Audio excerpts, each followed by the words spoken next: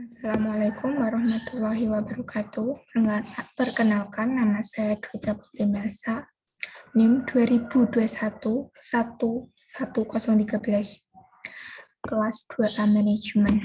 Di sini saya akan menjawab soal UAS Bahasa Indonesia, ujian akhir semester Bahasa Indonesia.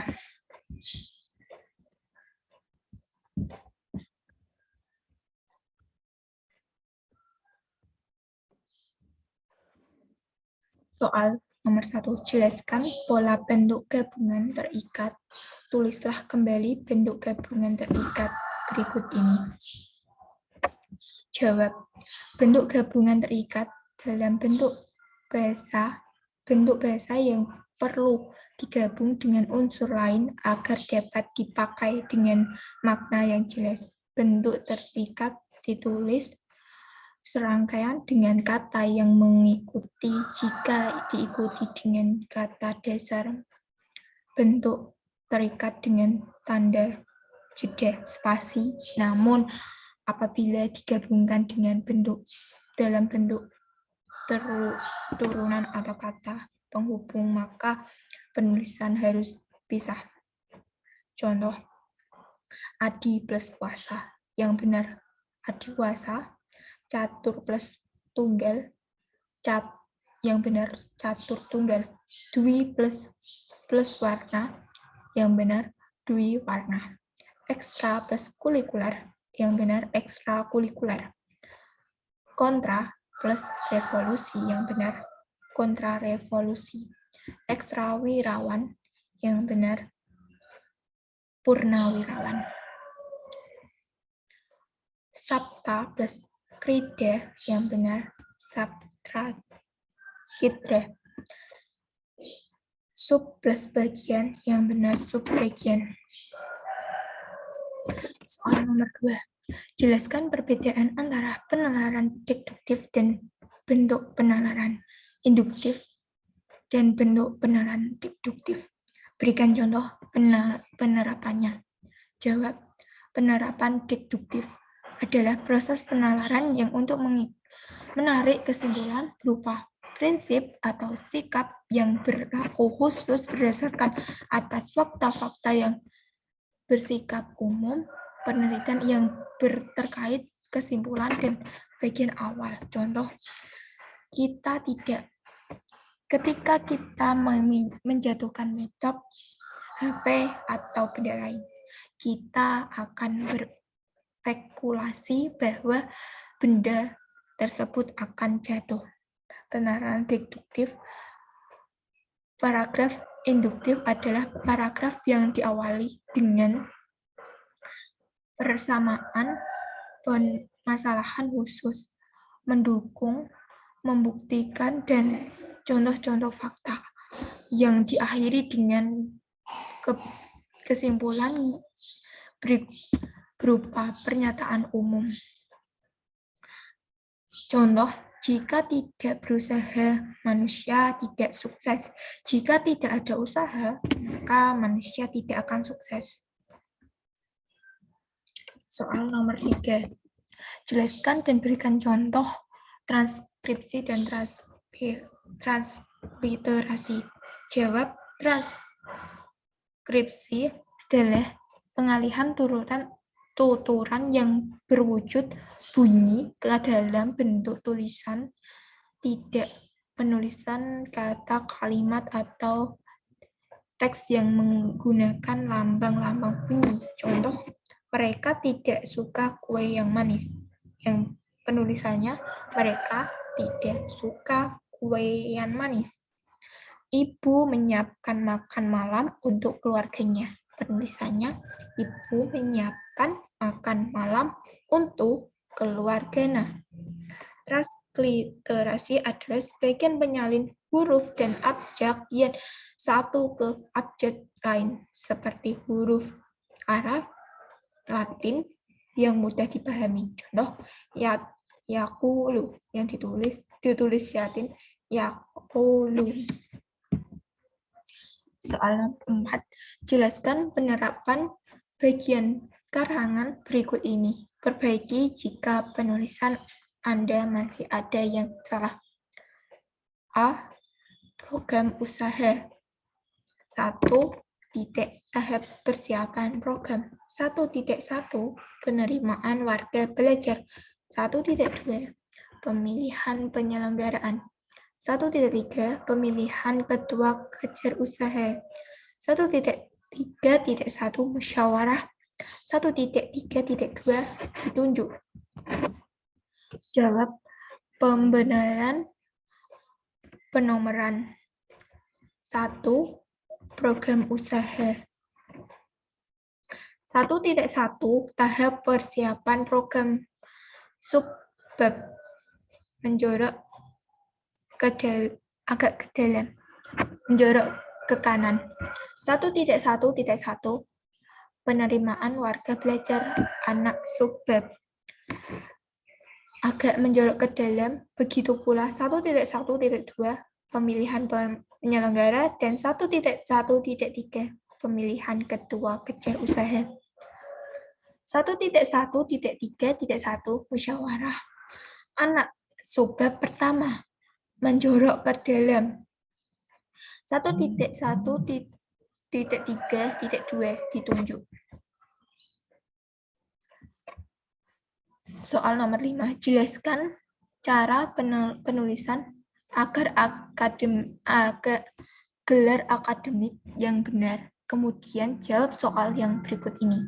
Jika masih salah penulisan serta segera diperbaiki.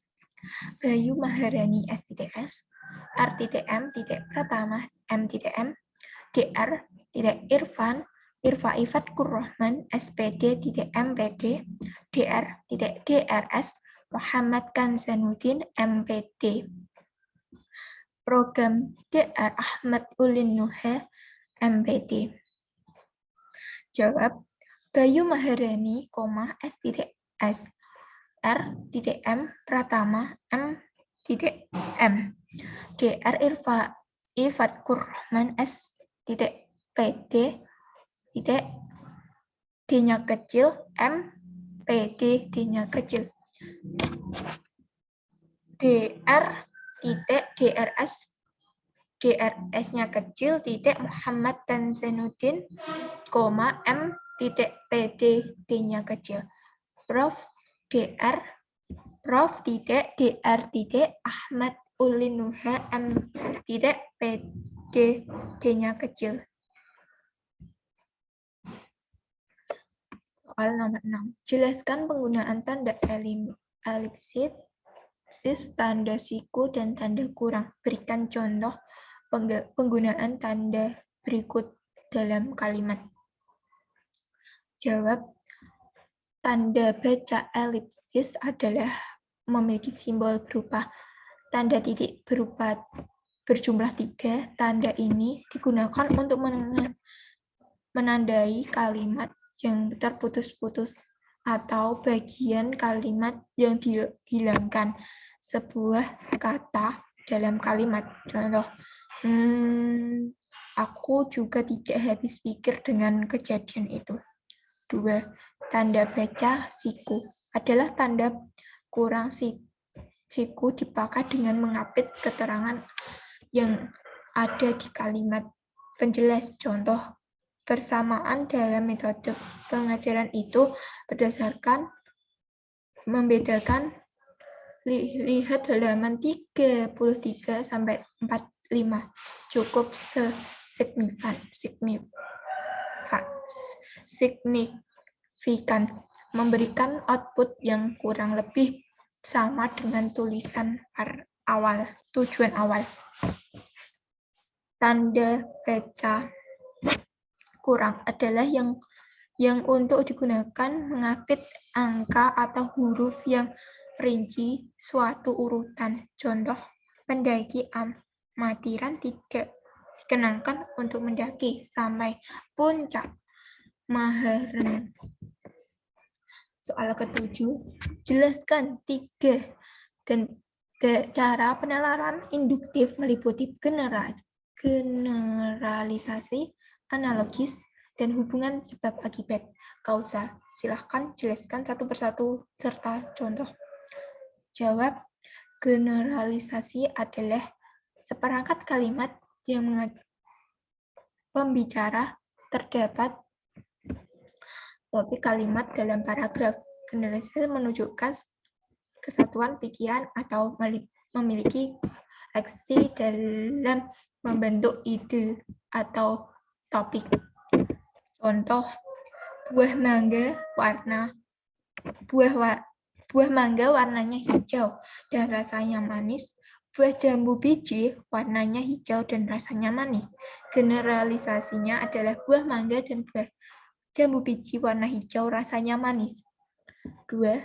Analogis adalah salah satu jenis persamaan yang banyak digunakan penulis untuk menggambarkan sesuatu dalam bentuk tulisan yang disusunnya. Contoh, jarak antara rumah dan kampus sangat mirip dengan jarak antara Depok dan Bandung. 3. Sebab akibat atau kausal menyatakan bahwa sebuah peristiwa yang terjadi dunia ini terjalin dalam rangkaian sebab akibat. Contoh, ujian akhir semester sudah dekat. Oleh karena itu, siswa diharapkan mulai mempersiapkan diri sedini mungkin. Nomor soal 8. Jelaskan yang dimaksud dengan silogisme. Berikan contoh silogisme. Jawab, silogisme adalah suatu pengambilan keputusan dari dua macam keputusan yang mengandung unsur yang sama dan salah satu harus universal. Suatu keputusan yang mendahulunya. Dengan kata lain, silogisme merupakan pola pikir yang tidak disusun dari dua buah pernyataan di sebuah kesimpulan. Contoh, semua tanaman membutuhkan air, primer, mayor. Akasia adalah tanaman, primis, minor. Akasia membutuhkan air adalah kesimpulan. 9. Apa yang dimaksud konjungsi? Sebutkan konjungsi, sebutkan jenis-jenis konjungsi, dan berikan contoh penalaran konjungsi. Jawab, konjungsi atau kata penghubung merupakan kata yang digunakan untuk menghubungkan antara kalimat, antara klausa, serta antara paragraf. Pada umumnya, konjungsi antara klausa terletak di bagian tengah kalimat. Jenis-jenis konjungsi dan contoh penerapannya. Konjungsi adjektif adalah konjungsi hubung yang berfungsi untuk menghubungkan dua kata, frasa, klausa, atau kalimat dalam kedudukan yang sederajat. Contoh, dan selain itu, serta. Contoh kalimat. Rara dan Disa sedang menelusuri taman untuk mencari kucing peliharaan mereka. 2. Konjungsi subordinatif, yaitu berdasarkan KBBI, konjungsi yang menghubungkan anak kalimat dengan induk kalimat. Contoh, sejak, sedari. Contoh kalimat, Danu selalu tertarik pada mainan sejak belajar merangkak. 3.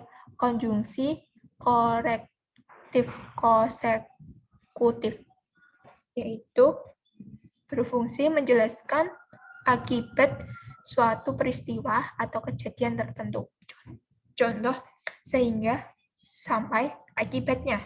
Contoh kalimat, saudaraku sampai di Pekalongan tadi sore. 10. Soal nomor 10. Wacana terbagi menjadi 5, yaitu wacana narasi, deskripsi, eksposisi, argumentasi. persuasi, jelaskan ciri-ciri dari perbedaan tiap wacana tersebut. Jawab. Wacana narasi adalah bentuk wacana yang berupa penyajian suatu peristiwa atau kejadian sehingga peristiwa itu tampak seolah-olah dialami sendiri oleh pembaca. Narasi menyajikan peristiwa dengan sebuah rangkaian peristiwa kecil yang terkait ciri-ciri, menonjol unsur pembuatan atau tindakan. Dirangkai dengan urutan waktu. Berusaha menjawab pertanyaan apa yang ditanyakan. Contoh, sebenarnya belajar tak harus di sekolah, namun sekarang baik orang tua maupun anak-anak telah mempunyai metode, bahkan belajarnya dari sekolah belajar, arti tidak membuktikan kemampuan seseorang anak akan lebih meningkatkan diambil dari hasil sebuah penelitian. Ahli sebuah penelitian. Seseorang akan belajar sampai dengan misi-misi ia ciptakan, mengatur apa yang mereka ingin capai dengan baik. Banyak sekali pembelajaran yang mereka dapatkan, seperti pembagian bagaimana mengatur waktu, memasang target, memecahkan sebuah permasalahan sendiri. 2. Wacana deskripsi yang digunakan untuk menggambarkan atau memberikan suatu hal, teks yang berikan rangkaian paragraf yang membahas objek atau tempat, sehingga pembaca bisa melihat, mendengar, dan merasakan apa yang digambarkan oleh penulis. Ciri-cirinya, menggambarkan atau menjelaskan sesuatu, menjelaskan secara mendetail, melibatkan panca indera. 3. Berusaha membuat pembaca, pendengar, merasakan dengan atau peristiwa yang telah dalam teks. Melibatkan panca indera untuk membuat pembaca paham kalimatnya, fokus pada satu hal sesuai penjelasan. Contoh, Monumen Jogja Kembali. Salah satu museum sejarah tentang perjuangan kemerdekaan Republik Indonesia yang berada di Yogyakarta adalah Museum Jogja Kembali. Jika dilihat dari luar, museum ini terlihat terbentuk kerucut. Museum Jogja Kembali terdiri 3 lantai, lebih dengan ruang perpustakaan dan ruang serbaguna. Ketika Anda memasuki museum ini, maka Anda akan menemukan pada tanah pintu yang sejumlah 422 nama pahlawan yang gugur di daerah Whitskers 3. Di lantai pertama terdapat 4 museum yang menyiapkan benda sejarah, museum sejarah, senjata, telepon, mesin ketik, dan lain-lain. Lantai 2 terdapat ruang moral yang memisahkan perjuangan rakyat Indonesia dibangun di bagian luar. Lantai 2 terdapat 40 relief. Di lantai 3 terdapat pahatan atau ruang khusus digunakan untuk mengenang dan mendoakan para pahlawan yang telah gugur. Di tengah ruang lantai 3 terdapat tiang bendera dengan bendera merah putih yang berkibar. 3. Wacana eksposisi, yaitu bertujuan memberikan penjelasan pada pembaca. Ciri-ciri memakai bahasa baku, memakai teks lugas, berisi informasi tentang pengetahuan, ditulis tidak melibat atau tidak memaksakan sebuah penulisan ke dalam teks, ke dalam kalimat. Contoh, ternyata buah jeruk nipis bermanfaat dalam mengobati batuk. Buah ini memiliki kandungan berupa minyak artrisik, zat yang tidak bermanfaat, yang dapat bermanfaat mengendalikan otot-otot pernapasan sehingga mampu meredakan batuk. Adapun cara penggunaan yaitu dengan cara meminum air perasan dari jeruk nipis yang dapat dicampur dengan madu, kecap, atau gula sehingga rasa asamnya berkurang. 4. Wacana argumentasi adalah yang biasa digunakan dalam debat dan juga dapat pada suatu karya tulis dalam debat. Paragraf argumentasi dibutuhkan untuk dapat menguatkan paragraf pendapat dan mengirim lawan agar merasa ragu terhadap pendapatannya sendiri. Ciri-ciri bersikap ide maupun mengendapkan penulis terhadap suatu permasalahan. 2. Disertai alasan serta bukti yang logis. 3. Disertai data yang faktual. 4. Berisikan analisa data yang masuk akal dan bersikap persuasif. Contoh, kesehatan. Rokok mengandung banyak zat yang berbahaya dan sebenarnya zat yang meski memang memberikan efek yang nikmat. Ada banyak zat racun yang ada di rokok. Satu di antaranya zat akton yang biasa dipakai membersihkan kuku. Rokok memiliki zat aktif juga sehingga orang mengkonsumsi akan ketagihan dan tidak bisa menghentikan kandungan racun yang masuk terus-menerus ke tubuh bisa merusak tubuh. Secara perlahan akan menyebabkan kematian. Rokok yang membakar itu menghasilkan karbon monoksida yang merupakan gas yang sangat beracun. Biasanya gas seperti ini muncul di kendaraan bermotor sehingga perokok sama dengan menghisap asap knalpot dari kendaraan bermotor. Wacana persuasi adalah sebuah kata yang memiliki makna mengajak, membujuk, atau menyuruh.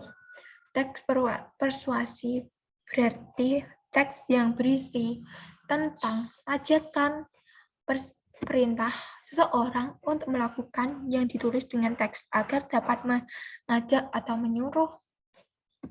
Tentunya diperlukan kalimat atau kata yang dapat mempengaruhi pembaca. Ciri-ciri berisi data dan fakta, meyakinkan pembaca, berisi kata-kata ajakan, menghindari konflik.